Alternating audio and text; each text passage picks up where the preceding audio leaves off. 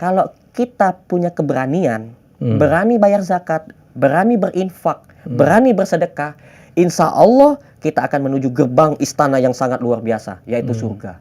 Tapi kalau kita nggak berani, jangan harap untuk bahagia di dunia dan di akhirat. Jangan harap.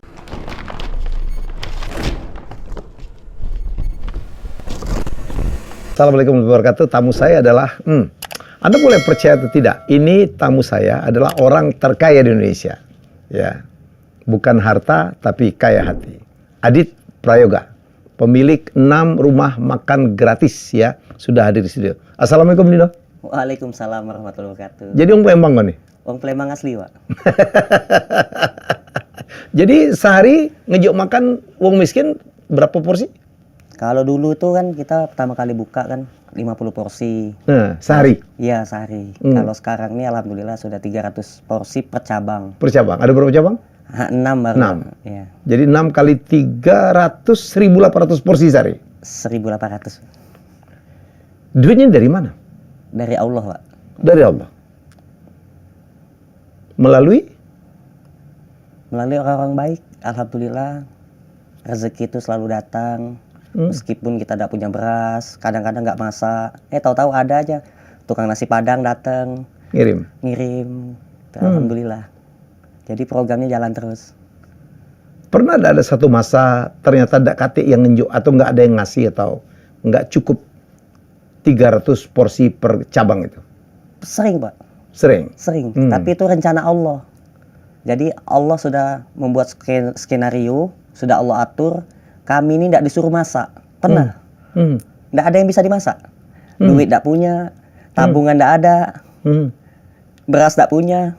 Jadi ya gimana? Sudah jam 11, orang sudah pada ngantri, sudah rame kan di depan itu kan, di depan rumah makan gratis.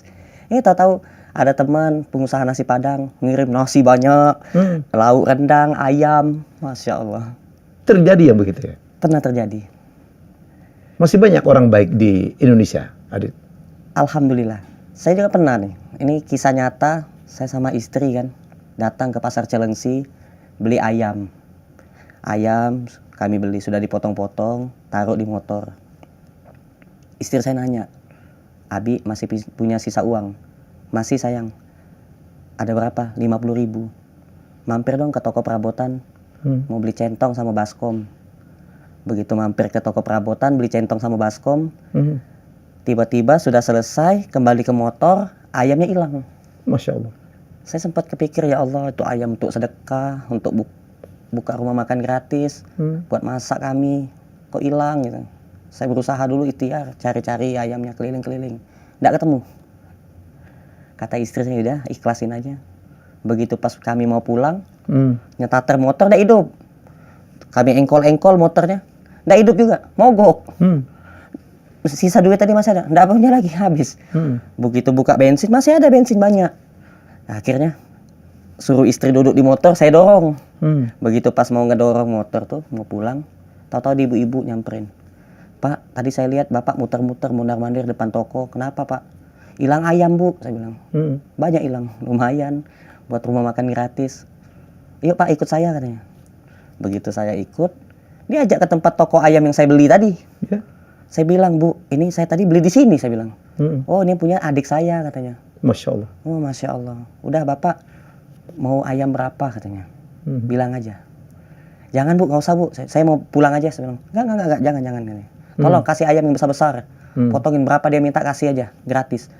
Masya Allah. Adit terima? Saya terima, Pak. Jadi ternyata itu cara Allah ingin memperkenalkan saya sama pelanggan yang langganan tempat saya langganan saya beli ayam, dikasih gratis, gitu. Masya Allah, Allah maha baik, gitu. Bisa ketemu gitu sama orang baik. Saya dulu kan ngontrak kan, yang pernah Pak SBY Presiden datang ke kontrakan kami kan. Dulu kan kami kan ngontrak di Ciangsana, rumah kami sepetak. Di mana? Di daerah Cilengsi ya? Di daerah dekat kota wisata Cibubur. Cibubur, oke, terus? Saya ngontrak di situ. Jadi ada 12 kontrakan nih. Saya lihat dari 12 kontrakan itu isinya tuh punya kami, cuma kontrakan kami yang enggak punya TV. Kami enggak punya TV. Kosong. Tidur aja sama ini ngampar. Ngemper kalau bahasa Ngemper lah. Palembang. Nah, Pakai tikar. enggak juga, ini pakai kain. Pakai kain aja, oke. Iya. Terus? Baju-baju itu kan bantalnya tuh jadi bantal. Jadi baju tuh tak masuk ke dalam sarung, jadi bantal. Tidur sama istri berdua. Suami istri situ. Nah, tiba-tiba ketemu orang baik kan itu kan, alhamdulillah. Sekarang dapat tempat tinggal. Terlalu besar pula nih tempat tinggalnya nih. Oh, jadi ada orang yang memberi Tempat tinggal. tempat tinggal? Gratis. Rumah? Rumah mewah. Ukuran? 500 meter. Pinggir jalan. Luas tanahnya itu 500 meter. Pinggir jalan. Bangunannya tinggi 2 lantai. 2 lantai. Masya Allah. Nah, disitulah sampai mau bangun rumah makan gratis, mau mengembangkan rumah makan gratis, terus kita bangun juga rumah tahfiz Quran. Nah, begitu pas bangun rumah tahfiz Quran, santrinya tuh bisa ketemu sendiri. Maksudnya? Beli gorengan di halte kan, dekat halte pinggir jalan Jakarta tuh. Tahu-tahu ketemu anak kecil. Udah berapa bis kulihat kok anak kecil tuh udah naik-naik. Ku samperin mah aku. Dek mau kemana? Nggak kemana-mana katanya. Lah, kamu sendirian? Nggak sama orang tua apa keluarga? Nggak katanya. Tidur di sini lah katanya. Merantau ke sini, merantau. Bapak ibu sudah meninggal. Ikut saya aja, saya bilang. Ikut saya aja. Tinggal di rumah tahfiz Quran, mau? Mau Pak, gratis Pak, gratis. Sampai sekarang. Umur berapa anak itu? Nah, umurnya pada saat itu 11 tahun. Masih kecil. Laki? Laki-laki. Terus kami lagi jalan-jalan ke Tangerang, ada kecelakaan. Kecelakaan di tanjakan gitu. Suami istri meninggal, anaknya meninggal semua, motornya hancur. Ada anak kecil hidup satu, namanya Pauzi. Kami bawa pula, ketemu lagi yatim piatu. Jadi ngumpul anak yatim di rumah tuh. Masya Allah. Jadi santrinya pun ketemu sendiri. Kami ke Palembang waktu itu pernah sekali. Ada anak kecil nawarin ngangkat kantong plastik itu kan di pasar Kindi. Kantong asoy gitu ya? Kantong asoy bahasa Palembang. Bahasa Palembang kantong asoy. Terus? Jadi, Kak ngangkat. Ngangkat apa? Ngangkat belanjaan Kak? Oke, kuli gitu ya? Kuli kami angkat lagi ya? belanja sayuran, minta diangkatin. Ya udah, kamu ngangkat, ya. Nah, ya udah, saya bilang nih, saya angkat. Diangkat, saya kasih duit 100.000. Saya ajak ngobrol. Begitu saya ajak ngobrol, ternyata bapaknya sudah meninggal, anak yatim. Saya tawarin, mau nggak tinggal di Jakarta? Ikut saya saja. Saya bilang, kamu nanti belajar Quran. Mau Pak? Sampai sekarang ikut. Ada di rumah makan gratis. Nah, jadi ketemu anak yatim itu tidak sengaja gitu kan jadinya. Kayaknya emang diantarkan ketemu Adit ya? Masya Allah. Udah berapa anak yatim yang ada di rumah sekarang? Banyak, sampai kami bangun masjid. Jadi kan saya ke Palembang, ke Kalimantan, Sulawesi, diundang orang? ke Arab. Itu kan banyak cerita-cerita dari orang yang bangun masjid itu orang kaya semua gitu. Yang bangun masjid di Palembang, orang kaya, konglomerat, pejabat gitu. Nah, jadi saya kepikiran sempat bismillah ya Allah, mudah-mudahan saya yang bukan orang kaya yang mau bangun masjid, bismillah. Nah, saya dapat guru saya, ada guru ngaji saya tuh namanya Ustadz Luqmanul Hakim Ashabul Yamin, beliau dari Pontianak. Saya datengin ke Pontianak. Saya enggak ngomong, enggak cerita. Tiba-tiba Ustadz Luqman bilang gini, "Dit, pulang dari Pontianak, kamu cari duit, kerja keras, beli tanah, bangun masjid." Masya Allah Ustadz, kayak tahu isi hati saya bilang.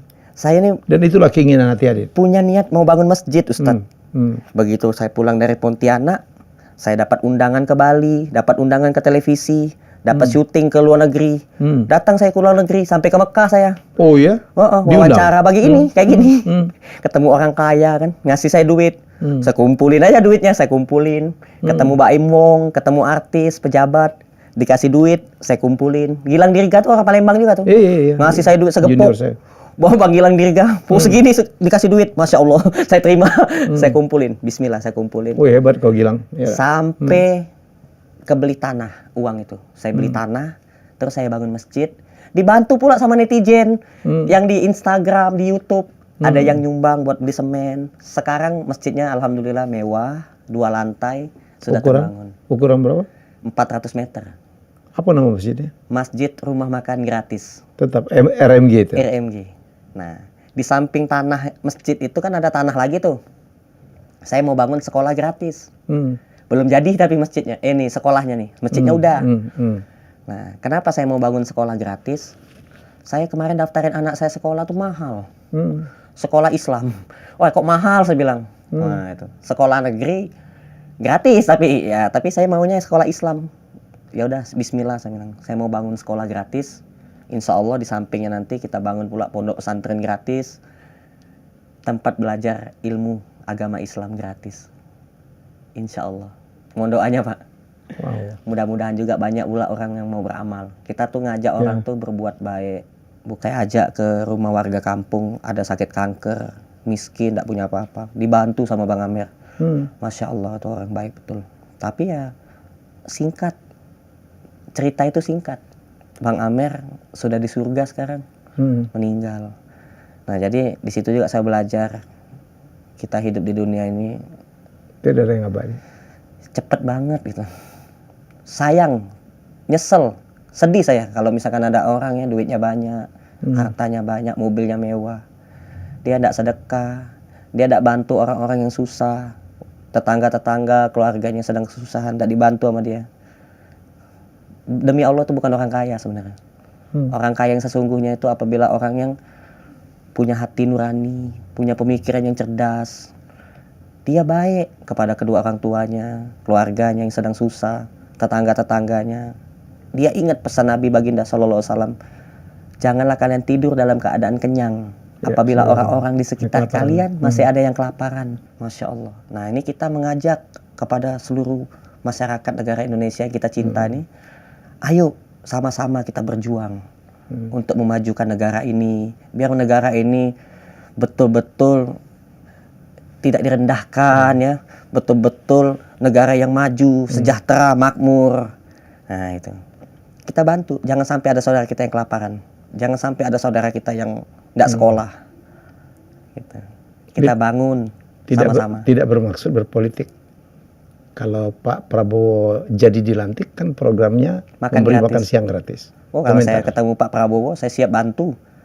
Enggak, komentar kamu gimana? Itu sejalan kan? Saya kemarin kan baca kan di Instagram, Pak Prabowo mau menghilangkan subsidi BBM untuk program makan gratis. Astagfirullahaladzim. Saya siap bantu, Pak. Nggak perlu ngapain menghilangkan subsidi BBM. Jangan. Mungkin subsidi BBM yang sekarang kan banyak dipakai oleh orang yang sebenarnya tidak miskin kan mestinya. Miskin menurut saya kan. Nah, kalau Pak Prabowo punya niatan baik, ingin memberi makan kepada rakyat, ya, kita itu melakukan sesuatu yang benar, bagi saya belum baik. Apabila yang benar ini belum tepat. Tapi benar yang tepat itu sangat baik. Nah, benar yang tepat itu kita melakukan kebaikan tanpa kita menyusahkan orang lain. Jadi kalau saya ngasih makan orang itu tersinggung, saya berdosa. Saya ngasih makan orang, saya ini melakukan kebaikan, niat saya baik, tapi dengan cara yang salah. Itu saya berdosa. Saya sedekah, tapi saya riya. Saya sombong dengan sedekah saya ini, saya videoin ya kan, terus saya sombong. Woi, saya ini orang kaya ngasih makan orang nih, bagi-bagi. Salah juga. Saya salah. Bukan cara seperti itu yang dicontohkan oleh Rasulullah SAW. Gitu. Dengan kecintaan, dengan kasih sayang, pikir dulu sebelum bertindak, pikir dulu sebelum melakukan segala hal. Kita harus bijaksana dalam menyikapi hal ini. Nah, itu caranya gampang. Banyak pengusaha sapi di Indonesia nih, kita support. Banyak negara-negara yang mau beli sapi. Banyak di negara kita nih pengusaha beras, kita support, kita bantu. Bapak mau jualan beras biar cepat laku, kita bantu. Kita jual ke negara luar, nggak ada masalah, no problem. Tapi dia harus sedekah. Dia harus bayar zakat. Zakat mal. Insya Allah dari zakat itu mampu, Pak. Dari syariat Islam ini kan nggak cuma zakat. Zakat, infak, sedekah, wakaf. Wakaf ya. Ngajak orang untuk berzakat. Ajak orang untuk melakukan kebaikan sedekah. Nah, itu. Ya, harapan saya ke depan kan mudah-mudahan aja lah. Semoga nih pemimpin-pemimpin kita mendengar nih ya. Ya, mudah-mudahan aja. Adit kita memberikan contoh. Kita sadar bahwa kita ini manusia. Yang namanya manusia sama hewan itu nggak jauh beda. Ada perbedaan antara manusia dan hewan. Kalau manusia itu selalu menggunakan akal dan hati. Kalau hewan itu dia nggak pikirin aja. Pokoknya ada makan, tidur, mati. Itu. Nah, kalau kita manusia, kita harus berpikir cerdas. Kita harus menggunakan akal logika kita yang cerdas. Kita harus menggunakan hati nurani kita. biar kita ini tidak jadi manusia yang jahat, manusia yang baik, taat agama, taat aturan Allah, taat aturan pemerintah. Saya datang sini sepanjang jalan, Pak kalau mau lepas saja, atau kata tukang ojek, helm. Enggak, saya bilang, kita harus taat aturan. Tadi dia mau melanggar lampu merah, jangan, dia bilang, dosa kita Pak, jangan Pak. Ya, ini enggak, jangan kita melanggar aturan pemerintah, jangan kita melanggar aturan Allah. Dapat panggilan tadi, Pak lebih baik saya bayar Bapak 500.000 daripada Bapak jalan terus azan. Stop dulu Pak, saya bilang. Stop, Pak, kenapa? Stop dulu, saya bilang. Ini nanti aplikasinya. Enggak, saya bilang, enggak apa-apa, saya tanggung jawab, saya bilang. Kasih tahu yang punya aplikasi online ini, saya bilang. Iya, waktunya sholat dulu lah. Aturan Allah ini. Nah, gitu. Jadi kita ngikutin aja. Tinggal jadi di jalan. sholat tadi di jalan. Sholat dulu, mampir dulu. Nah, lebih baik saya ngasih duit aja, saya bilang ke Bapak. Nah, jadi kalau manusia itu menggunakan akal, hati, ya kan? Insya Allah Pak, dia akan berpikir, oh saya ini tinggal di kota bukan di hutan. Saya harus punya rumah, saya harus punya mobil, saya harus punya motor. Di kota susah kalau enggak. Ini kalau di hutan itu kan nggak perlu punya mobil, nggak perlu punya motor, nggak perlu punya rumah, belajar nanam cabai, melihara ikan, melihara ayam, ya hidup dah. Pondok-pondokan aja ya. Di hutan itu orang hutan gitu. Jadi kalau kita tinggal di kota kan kita harus berpikir. Berdoa terus sama Allah, ya Allah. Berdoa, berusaha, berikhtiar. Nah, itu. Sekolah, belajar penting. Bagi saya pendidikan nomor 1. Saya nggak sekolah, tapi anak saya sekolah. Alhamdulillah. Adit ini ternyata SMP-nya nggak tamat, Adit? Saya SMP 17 berhenti dulu. SMP 17 Palembang. Bukit Besar. Bukit Besar. Oh, dekat SMA aku tuh, SMA 1 Palembang ya. SD-nya SD 6 Ogan. Ogan Bukit. Oke. Nah, SD itu. Dulu kan SD 4 berubah jadi SD 6. Bapakmu dulu kerjanya apa? Supir angkot, supir bis. Supir bis. Iya. Berasal dari keluarga tidak mampu. Nggak mampu dulu. Makanya saya berhenti sekolah itu karena saya jadi kena bis kota dulu. Bukan karena berantem katanya. Saya berantem itu di penjara, Pak. Jadi Adit pernah di penjara? Pernah di penjara. Kejahatan anak-anak tuh ya? Iya, saya masuk sel anak-anak ditahan di Pak Jo. Itu saya bebas. Berapa bulan sampai ditahan? 8 bulan. 8 bulan. Umur berapa itu? Usia saya masih kecil loh. Umur berapa? 13 tahun ya. Berantem sampai fatal? Iya, di penjara. Saya di penjara terus bebas. Saya langsung merantau ke Jakarta. Budak itu kau tuja? Ya di Palembang kan gitulah, nakal lah itu. Nakal Palembang. Habis itu di penjara dalam usia sekecil itu? Tapi di situ saya dapat hikmah, dapat ilmu. Kita ini hidup ada satu yang sangat penting sekali, ilmu. Sebelum belajar matematika, sebelum belajar baca, ada ilmu yang nomor 1 yang sangat penting. Saya bedah buku, itu nomor 1 ya ilmu tauhid. Terdapat sebuah intisari untuk jati diri kita, biar kita menjadi manusia yang itu yang kau pelajarin? Itu ilmu tentang 1, sabar. Manusia itu pasti diuji sama Allah.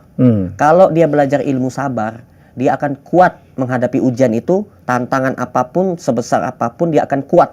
Ketika dia keluar, selesai menghadapi ujian itu, dia akan naik level yang lebih tinggi lagi. Nah, segala sesuatu pasti ada hikmahnya. Allah memberikan suatu ujian tidak mungkin di luar batas kemampuan. Artinya kita mampu menghadapi ujian. Jadi jangan bunuh diri, jangan kita menyerah, jangan kita lari ketika kita ada masalah. Nah, ini ilmu sabar nomor 1. Dan urutan yang kedua, syukur. Ketika kita selesai menghadapi ujian, kita akan menjalani fase syukur. Kita wajib mensyukuri atas segala nikmat yang telah Allah beri. Apa yang kita dapat dari Allah, dapat gaji, jangan kau pikir itu karena hasil usahamu, kerja keras, bukan. Itu dari Allah. Allah yang kasih rezeki. Nah, tentang rezeki ini kita harus tahu ilmunya. Ilmunya terima kasih. Terima gaji, terima duit, terima rezeki. Kasih. Artinya ya orang yang hari ini punya duit di ATM, ya kan, dapat duit, pengusaha itu kan dapat duit terus tiap hari.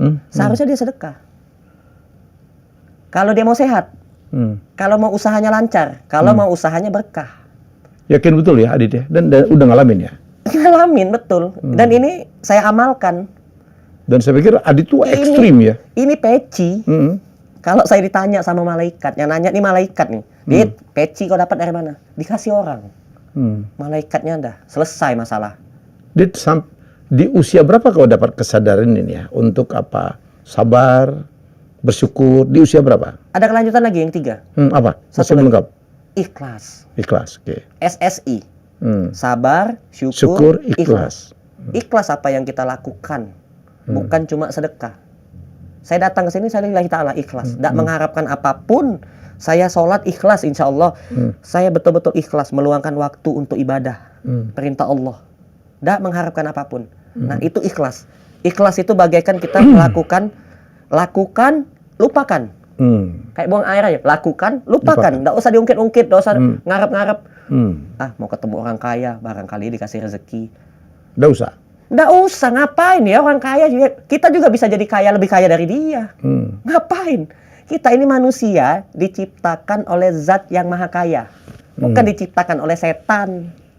Nah, yang menciptakan kita ini, yang menciptakan langit, bulan, bumi, matahari. Oh di dunia ini tapi ada orang cerdas, orang pintar. Dia arsitek hebat, dia kontraktor hebat. Allah juga sama, kontraktor hebat. Kontraktor nggak ada yang bisa bikin atap tanpa tiang. Nggak ada. Itu Allah bikin langit tanpa tiang. Nggak ada tiangnya. Dia tiang langit tuh mana ada. Nah itu. Artinya ya kita Allah aja. Cukup Allah saja sebagai penolong kita. Nah terus sama Pak Haji Malik pernah nih. Ini kisah nyata pula nih. Ada Pak Haji Malik ngajak saya naik mobil Fortunernya dia. Begitu pas mau jalan, istri saya ngasih saya buah-buahan. Pakai cup gitu kan. Pakai apa tuh? Tempat itu. Tupperware itu. Nah. Saya bilang ke Pak Haji udah makan? Udah, Dit. Saya juga udah makan. Gimana kalau buah-buahan ini kita kasih ke anak-anak kecil yang sedang manjat-manjat pohon itu? Nantilah, Dit. Jalan aja lah kita. Jangan, Pak Haji. Saya udah berucap. Saya sudah niat. Dan ini harus dilakukan. Akhirnya berhenti dia. Dia berhenti, saya bagikan. Nih, Dek, ada buah, ada anggur. Saya lihat ada melon, ada semangka. Di dalam box yang dikasih istri itu. Wah, senang anak-anak itu. Senang sekali anak-anak tuh lagi manjat pohon seri. Saya bagi-bagikan. Begitu pas di lampu merah Grogol dekat Universitas Trisakti, tiba-tiba pas lampu hijau ada ibu-ibu mobilnya mogok. Berhenti mendadak. Pak Haji tadi bunyi mobilnya. Ngirim mendadak. Di belakang pula ngirim mendadak. Jadi ada 6 mobil berjejer. Ngirim mendadak semua. Bunyi semua bannya. Pak Haji turun dari mobil disangkanya nabrak kan. Saya juga turun dari mobil. Saya lihat sejarum lagi tuh sedikit lagi nabrak, dikit lagi. Nah, begitu pas ibu itu turun, Pak mohon maaf mobil saya tiba-tiba mati mesin mendadak rusak. Saya minta maaf. Nggak apa-apa Bu. Dit, amalan apa nih Dit? Nah tadi sedekah tadi saya bilang. Ngasih anak-anak kecil di pohon seri tadi. Allah selamatkan kita dari nara bahaya. Allah selamatkan kita dari kecelakaan. Allah selamatkan. Bukan karena Pak Haji pintar ngerem, saya bilang. Bukan mobil ini, karena mobil mewah, remnya cakram, bukan. Karena Allah melindungi perjalanan kita. Sebelum kita keluar rumah, kita baca doa. Bismillahirrahmanirrahim. Allah la haula wala quwata illa billah. Kita baca doa. Nah itu. Jadi, jangan dipikir, ngapain?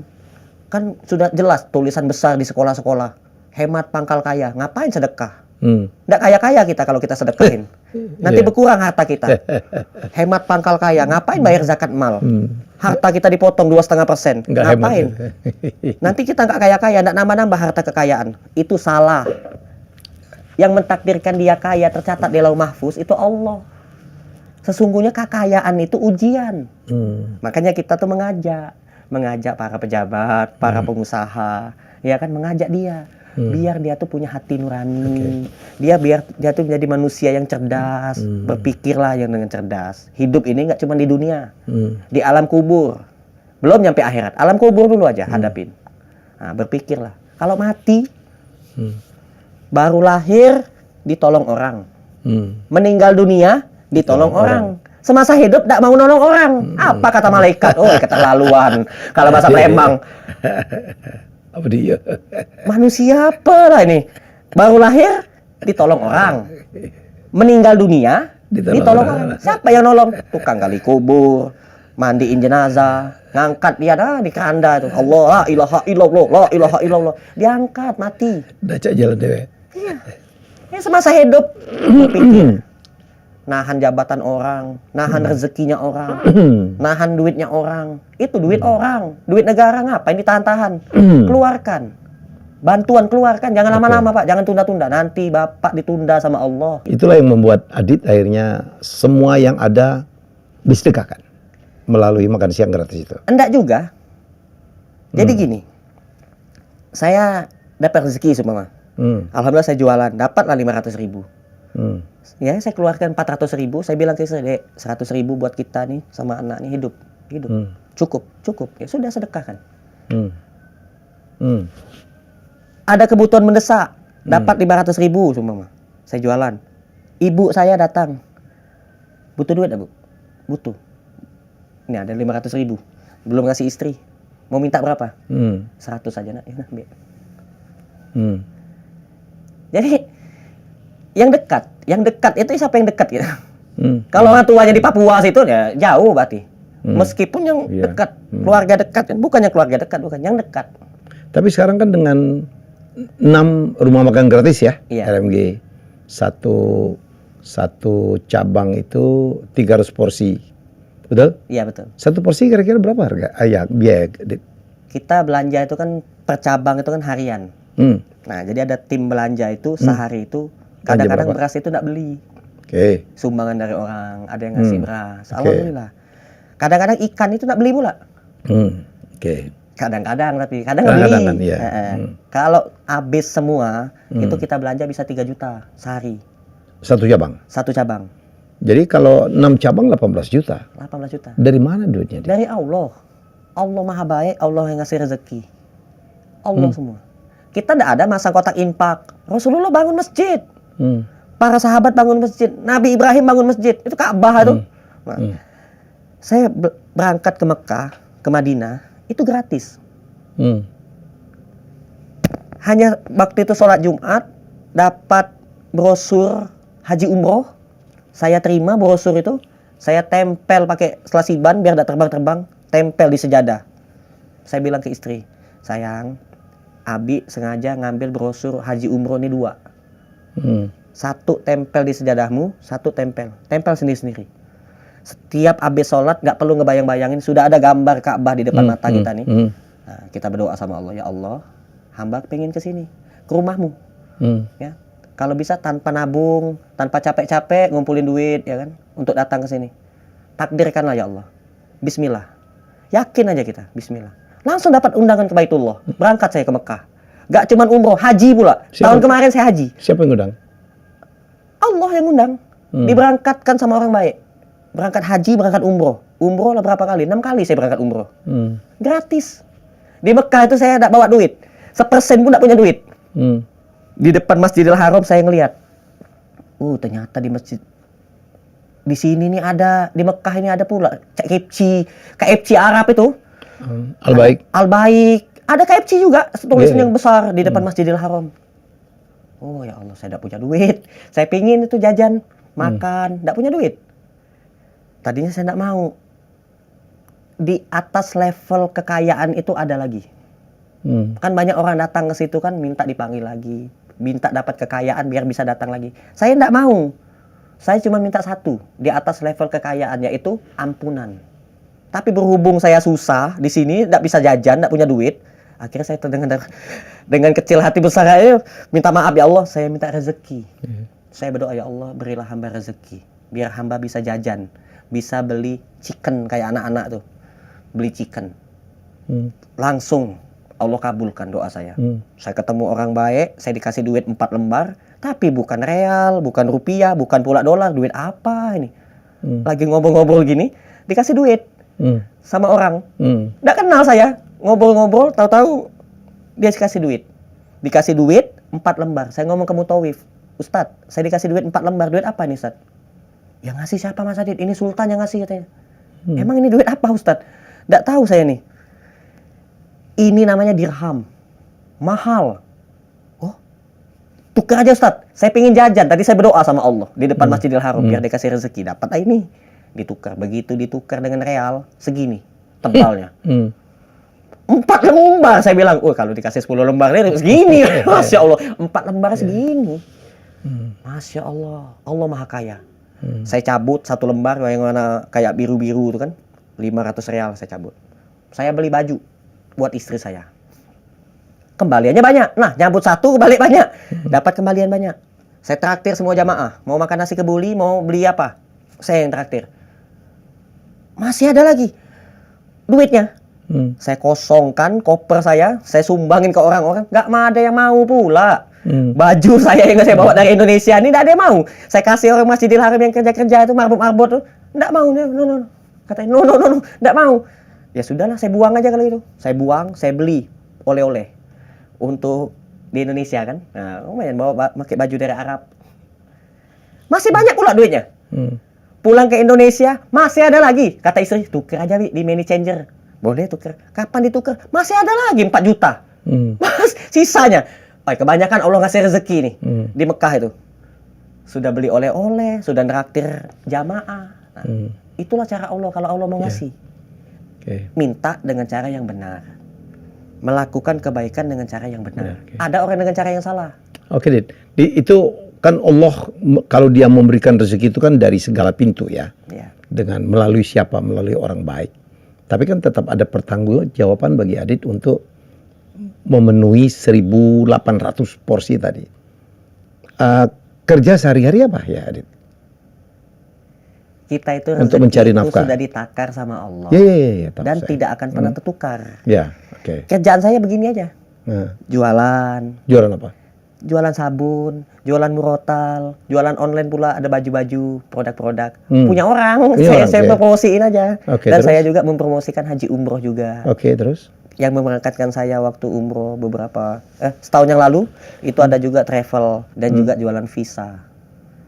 Penasaran aja, kalau haji furoda, visanya berapa?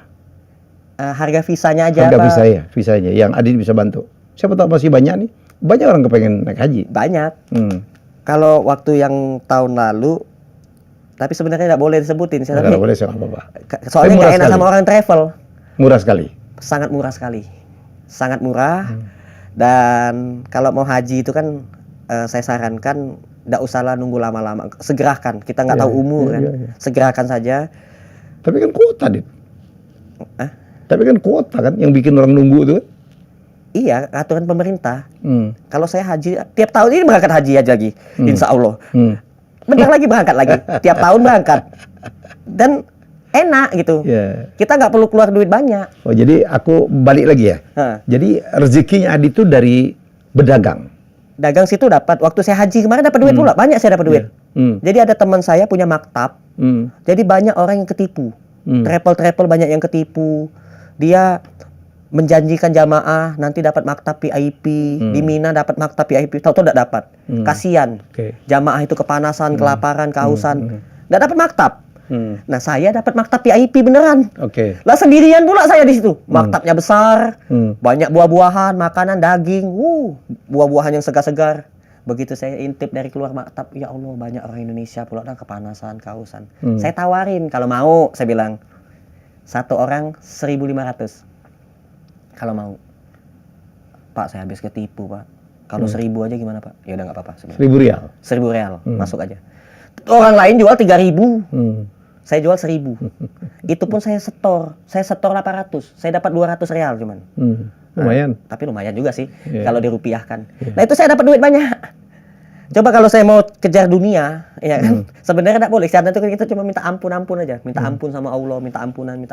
Tapi berhubung kita yang orang sosial ini ngelihat hati nurani kita kan, kepanasan, kasihan pula. Nah, saya bilang ke teman saya orang Arab yang punya maktab, masukin aja, saudara kita semua ini. Luar biasa. Masuk semua. Nih, di dalam Al-Quran, di dalam hadis juga, saya pernah baca di dalam kitab, Allah akan membuat orang yang kaya raya itu kelaparan, kehausan sampai pingsan. Dan itu terjadi di Arafah. Saya ketemu orang kaya, dia kelaparan, kehausan, dan dia pingsan. Tiga-tiganya terjadi. Dan saya senang banget itu waktu haji kemarin itu terbukti. Jadi saya tuh kalau belajar ilmu, ada bukti yang terjadi itu saya senang. Nyata. Ngalamin ya? Mengalamin. Dan tidak masuk di akal saya. Masa iya sih orang kaya kelaparan? Masa iya sih orang kaya kehausan? Masa iya sih orang kaya pingsan karena kepanasan? Nggak mungkin. Kehausan nggak mungkin. Nah, Ternyata terjadi. secara logika. Tapi apa yang disebut oleh Rasulullah, apa yang diucapkan, tercatat di dalam Al-Quran, benar, terjadi. Di Eropa terjadinya. Saya ketemu orang kaya, kaya raya, duitnya banyak, mobilnya mewah, kelaparan di Eropa. Nggak ada warung, Inilah. padang pasir. Nah, Bapak udah haji kan? Udah merasakan. Dan ada juga yang melimpah, duitnya nggak punya tapi makanan banyak, sepuasnya. Lah saya makan daging, mau makan nasi saya malah. Kebanyakan daging saya mubazir pula nggak dimakan, buah-buahan. Wah, sehat. Luar biasa. Maktabnya itu duduk yang bisa begini nah, saudara pakai AC pula, enak, adem ya kan. Ada yang kepanasan. Nah, Allah muliakan. Allah muliakan. Oke, Dit. Balik ke pertanyaan yang kamu belum jawab. Sejak kapan ya kamu dapat kesadaran ini ya? Yang tadi 3 hal. Kan dulu kan bandel banget. Iya. Sampai di penjara gitu. Umur berapa? Saya izin minum ya. Iya, diam.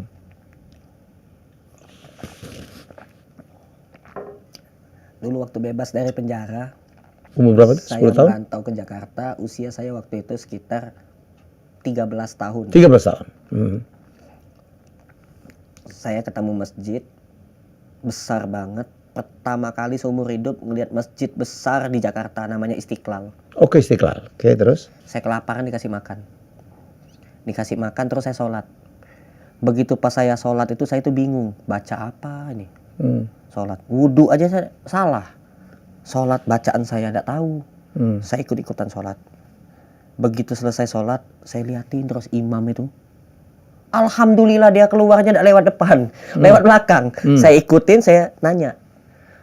Kiai, saya mau nanya. Kenapa?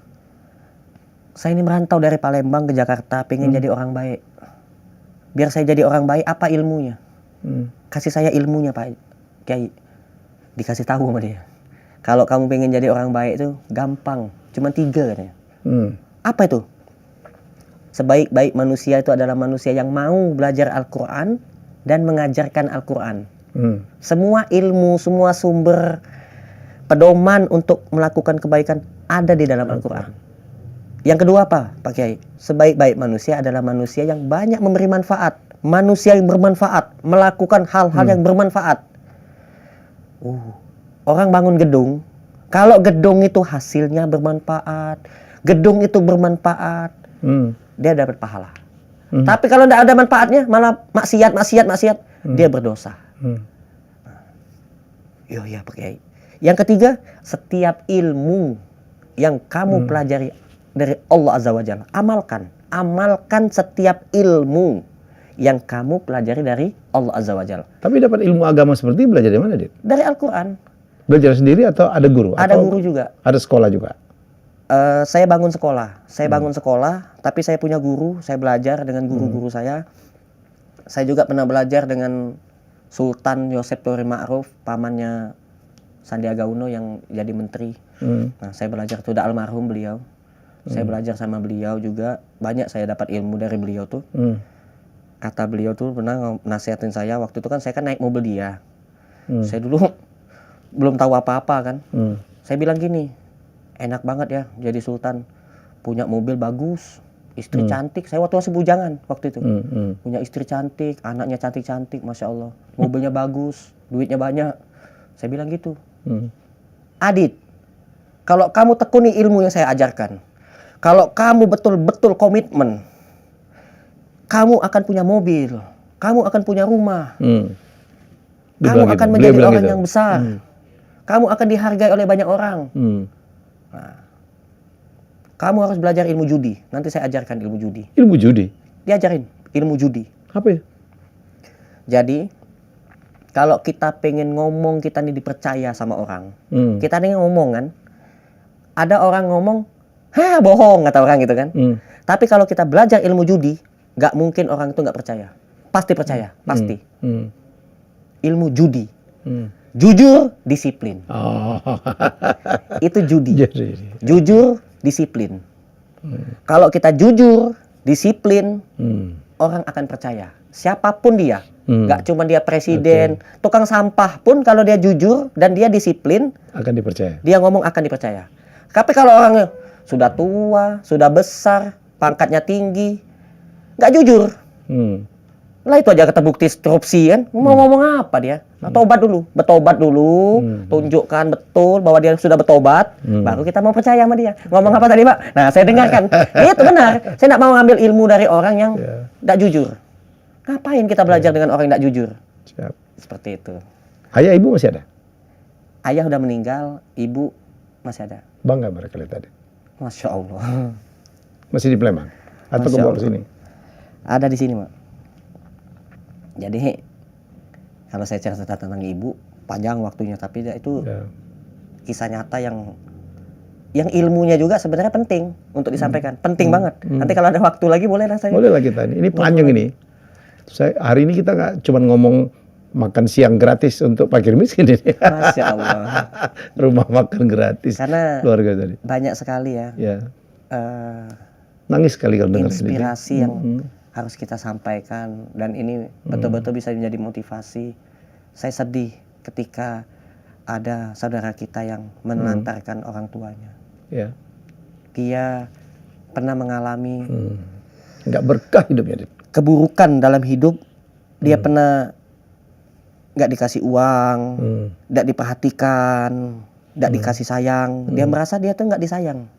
Ketika dia sukses, langsung dia ingat, wah ngapain saya bantu, dulu saya dibeginiin, dulu saya dijahatin, dulu saya nggak diurusin, nggak disekolahin. Celaka. Ibu umur berapa sekarang? Ibu saya usianya sekarang masuk 60. 60, oke. Adik berapa saudara? Adik 5 saudara, anak pertama. Anak pertama. Oh. Yang mau sampaikan satu ya. Apa? Pesan penting untuk orang tua dulu ya, baru anak ya. Orang tua, contohkanlah yang baik-baik. Apa yang dicontohkan, janganlah kita hanya sekedar mengucap sebuah contoh, tapi kita harus mencontohkan apa yang kita ucapkan. Banyak orang yang ngajarin sholat, dia sendiri nggak sholat. Ngajarin orang jujur lah, dia sendiri korupsi. Karena kita itu betul-betul jujur pada diri sendiri. Jujur, amanah. Orang ngasih saya amanah. Mas Adit, saya nitip sumbangan untuk beli beras. Langsung saya belikan, saya tunjukkan, Bu, alhamdulillah berasnya sudah saya beli. Besoknya dia sumbang lagi. Coba kalau kita nggak jujur, nggak amanah, gitu, nggak jalan ini program. Jadi bukan karena dia punya duit, saya gampang bikin program makan gratis. Pak, banyak orang kaya yang bikin makan gratis, tapi tidak mampu. Tidak mampu apa? Tidak mampu istiqomah. Ya kalau cuma sekali doang buat di video kan viral, udah tuh besok tutup. Wah ternyata pengeluarannya besar. Itu salah. Jadi yang modal paling terpenting tadi yang saya sampaikan, SSI dan judi. Sabar, syukur, ikhlas. Jujur, disiplin. Kalau kita ngomong mau dipercaya sama orang, ya kita harus jujur dan disiplin. Tapi ada juga lagi nih, ngomong diterima. Kalau tadi kan ngomong diterima. Nah, ada juga ngomong tidak diterima. Kepada siapa kita ngomong tidak diterima? Kita ngomong apa aja nggak diterima. Nggak diterima. Dia ngomong apa ya didengar, nggak dicontoh, nggak diikutin, nggak didengar. Satu, kepada orang yang lebih tua, kepada orang yang lebih kaya, kepada orang yang lebih berilmu. Kita nih ngomong apa? Ngomong tentang kekayaan, dia lebih kaya dari kita. Kita ngajarin dia biar jadi orang kaya, dia tuh lebih kaya dari kita. Nah, artinya kita harus ngaca juga, introspeksi diri juga. Introspeksi penting ya. Penting sekali, bermuhasabah. Gitu. Tapi orang yang kaya raya, usianya lebih tua, ilmunya lebih banyak, ketika kita menunjukkan kejujuran dan kedisiplinan, sekecil apapun motivasi yang kita berikan akan diterima dan dicontoh oleh orang itu. Seperti itu. Adit merasa orang paling kaya sekarang ya? Enggak, kan nulis itu orang. Jadi ada media sosial, di WhatsApp saya dapat kiriman dari grup Palembang. Ada Sultan Palembang ngirim saya artikel. Dit, kamu udah jadi orang kaya sekarang. Masya Allah, saya Kaya bilang. hati maksudnya. Yang nulis orang, saya bilang. Kaya amal. Kaya hati, amin ya Allah. Nah, kaya harta juga saya pengen jadi orang kaya harta. Kalau saya punya harta yang banyak, bukan untuk kepentingan pribadi. Saya tidak ada kepikiran untuk beli helikopter, rumah mewah, mobil mewah, enggak.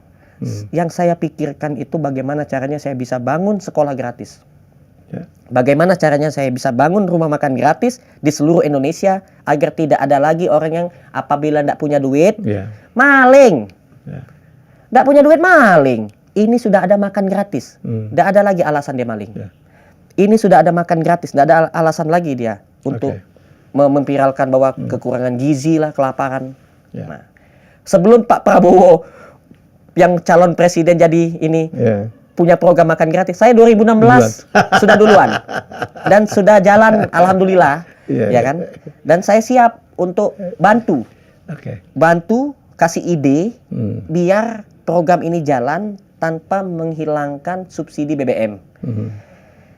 Lebih baik ya kita bikin strategi, nanti saya sampaikan tidak di podcast. Kalau mudah-mudahan bisa ketemu kan, nah, ditonton. Semoga sama Pak Prabowo nonton ya. Pak Prabowo, saya ini siap pelaku bantu. Pemberi makan gratis.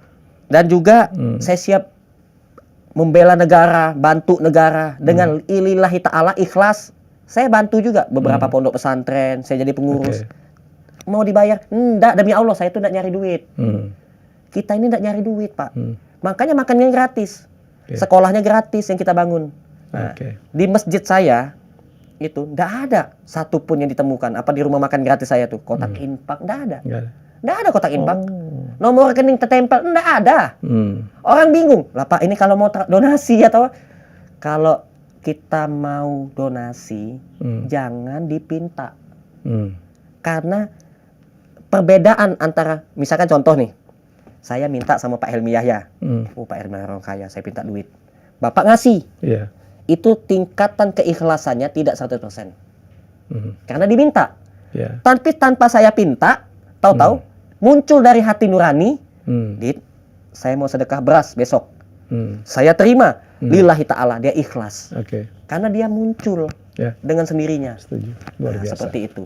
Jadi kalau yang konsep meminta-minta, itu sudah saya tulis di dalam buku yang belum terbit. Saya bikin buku juga, tapi tidak terbit. Tidak ada duit, saya tidak ada modal untuk nyetak buku. Karena saya tanya kemarin sama orang, kalau mau bikin buku mahal nggak? Lumayan juga, tidak punya duit saya. Saya bikin konsep. Ubah penerima sedekah menjadi pemberi sedekah. Itu konsep. Ubah kaum duafa menjadi pengusaha. Itulah yang mau saya sampaikan kepada seluruh pemimpin-pemimpin seluruh Indonesia. Nah, kita harus ubah penerima sedekah. Lebih baik tangan di atas daripada tangan di bawah. Kita ubah orang-orang miskin menjadi orang kaya. Kita ubah penerima sedekah menjadi pengusaha. Harus itu. Saya bikin sekolah tata boga juga.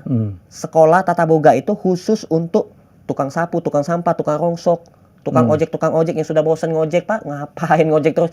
Saya pernah ketemu sama tukang bakso, 10 tahun dia jualan bakso.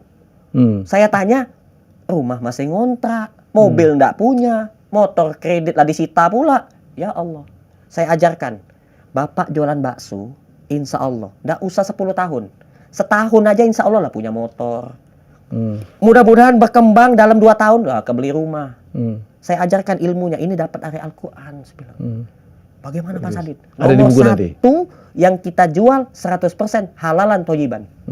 Nomor 1. Untuk apa jualan bakso? Ya memang saya tahu bakso itu halal. Tapi kalau ada bahan-bahan yang non halal ataupun tidak baik untuk kesehatan, kebanyakan micin, Mbak, tidak sehat. Nah, ini juga jadi asbab rezeki kita tuh tertunda oleh Allah. Ada juga yang modalnya tadi dari riba. Udah tahu riba itu diperangi oleh Allah. Banyak hadis-hadisnya, firman-firmannya Allah di dalam Al-Quran. Jangan melakukan riba. Riba itu diperangi oleh Allah. Tahu nggak riba? Minjem duit di rentenir, pinjaman online. Mohon maaf nih yang punya akun pinjaman online, yang pemilik pinjaman online. Memang haram hukumnya. Di dalam Islam itu haram. Jelas ya. Jelas, nggak cuman haram, diperangi. Kalau kita diperangi sama pemerintah masih mending. Ini Allah yang menciptakan langit, bulan, bumi, matahari, yang punya negara ini. Nah, Allah.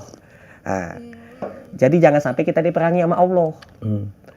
Insya Allah, kalau yang kita jual ini halalan thayyiban nomor 1. Yang kedua, belajar manajemen yang baik. Yang nomor 3, carilah tempat yang strategis, yang rame. Dengan sendirinya. Dan nomor 4, harus punya keberanian. Jangan takut memperkerjakan orang. Saya bilang, jangan khawatir. Jadi nanti gimana cara gajinya, Pak? Tenang, Pak, saya bilang. Bapak harus punya keberanian, punya mental yang kuat. Gitu. Berani nggak Bapak? Kalau nggak berani, berarti nanti kalau Bapak jadi kaya raya, Bapak ini nggak berani pula bayar zakat. Nggak berani pula bersedekah. Orang pelit jadinya, kaya raya sombong. Nah, kalau kita punya keberanian, berani bayar zakat, berani berinfak, berani bersedekah, insya Allah kita akan menuju gerbang istana yang sangat luar biasa, yaitu surga. Tapi kalau kita nggak berani, jangan harap untuk bahagia di dunia dan di akhirat. Jangan harap. Karena orang kaya sesungguhnya bukan cuma punya harta, tapi dia memiliki 3K. Yang dia rasakan 3K. K yang pertama, ketenangan. Oh, masuk surga atau tenang hidupnya, aman, nggak ada yang nusuk kita, nggak ada yang nonjok kita, nggak ada yang pidanakan kita. Oh, mendapat keberkahan dari Allah.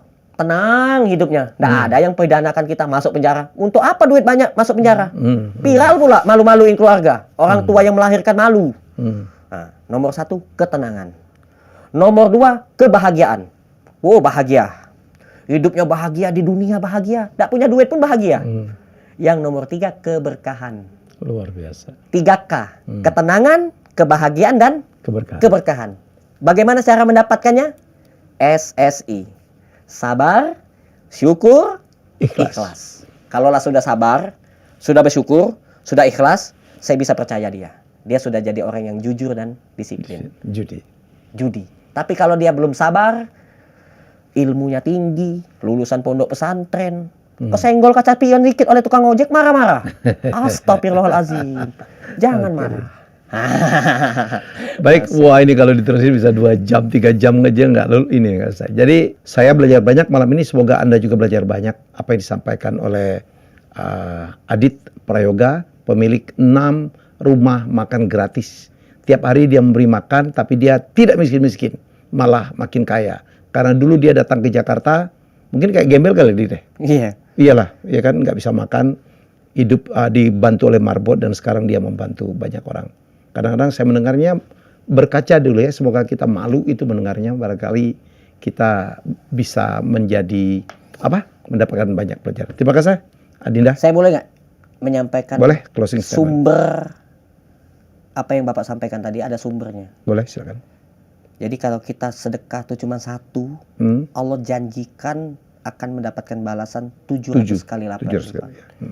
Itu dalam Al-Quran, surah Al-Baqarah, ayat yang ke-261. Orang-orang yang menginfakkan hartanya ke jalan Allah bagaikan 1 butir yang Allah tumbuhkan menjadi 7 tangkai. Dari tiap-tiap 7 tangkai itu tumbuh lagi 100 butir bagi setiap yang Allah kehendaki. Sungguh Allah maha luas, maha mengetahui. Quran surah Al-Baqarah ayat yang ke-261. Jadi kita harus betul-betul yakin bahwa yang menciptakan langit, bulan, bumi, dan matahari ini adalah Allah. Kita dihidupkan oleh Allah, ditempatkan di bumi. Dalam surah Al-A'raf ayat yang ke-10, Allah telah menyiapkan sumber rezeki dan sumber penghidupan yang sangat banyak. Harta yang sangat banyak. Semua yang ada di langit dan di bumi akan menjadi sumber rezeki untuk seluruh umat manusia. Jangan takut miskin, jangan menunggu kaya untuk bersedekah. Jangan menunggu kaya untuk berbagi atau membantu saudara kita. Jangan nunggu kaya. Lakukan segera kebaikan ini, maka Allah jadikan kita kaya. Korun bisa kaya raya hanya karena didoakan oleh Nabi Musa, lalu Allah berikan dia suatu anugerah, yaitu berupa ide, di balik gunung ada emas. Jadikanlah emas itu bagaimana caranya biar tidak ketahuan Fir'aun, jadikan gelang, kalung, cincin. Itu dari Allah, mendapatkan ide. Nah, kita bisa jadi kaya raya ketika kita hatinya bersih, pikirannya bersih, hatinya nurani, betul-betul dia orang baik. Allah kasih ide yang membuat kita jadi kaya raya. Luar biasa. Kaya yang berkah. Terima kasih, Adindaku. Makasih Sangat banyak. membanggakan, semoga menjadi inspirasi banyak orang ya. Amin ya Allah. Dan kita akan bertemu lagi dengan tamu hebat saya selanjutnya.